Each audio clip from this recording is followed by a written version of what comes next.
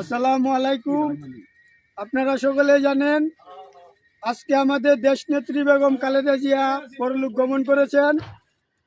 উনার জন্য দোয়ার জন্য আমরা সকলে এখানে একত্রিত হয়েছি। সারা বাংলাদেশের সকল মানুষের প্রতি আহ্বান রবে, সকলেই দেশনেত্রী বেগম খালেদা জিয়ার জন্য দোয়া করবেন যেন আল্লাহ তাআলা উনাকে জান্নাতের সর্বোচ্চ মাকাম জান্নাতুল ফেরদাউস দান করেন।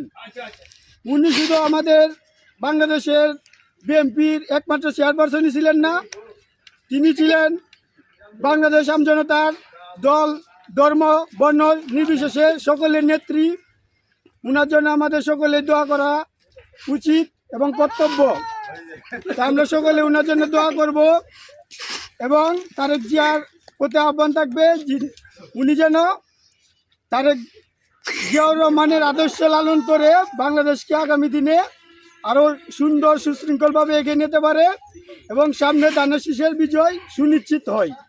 এই আশায় ব্যক্ত রেখে আমার সংক্ষিপ্ত বক্তব্য এখানে শেষ করলাম। আসসালামু আলাইকুম। বাংলাদেশ জিন্দাবাদ, বাংলাদেশ জাতীয়বাদী ছাত্র দল জিন্দাবাদ।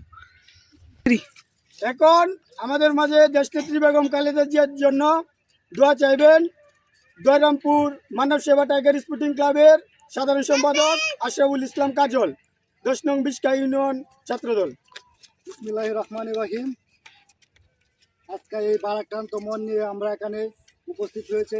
ইতিমধ্যে আপনারা সকলেই জানেন আমাদের দেশনেত্রী বেগম খালেদা জিয়া ভোর 5টা ফজরের পর তিনি মৃত্যুবরণ করেছেন, যার জন্য আমরা সকলেই সুখত।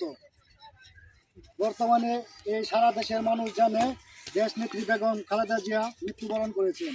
আজকে এই ভারাক্রান্ত হৃদয় নিয়ে বেশি কথা বলতে চাই না, একটা কথাই বলতে চাই, যিনি গণতন্ত্রের মা, যিনি এই দেশের একজন প্রধানমন্ত্রী, তিনবারের সফল প্রধানমন্ত্রী ছিলেন, তিনি আজকে আমাদের এই মাঝখান থেকে বিদায় নিয়েছেন।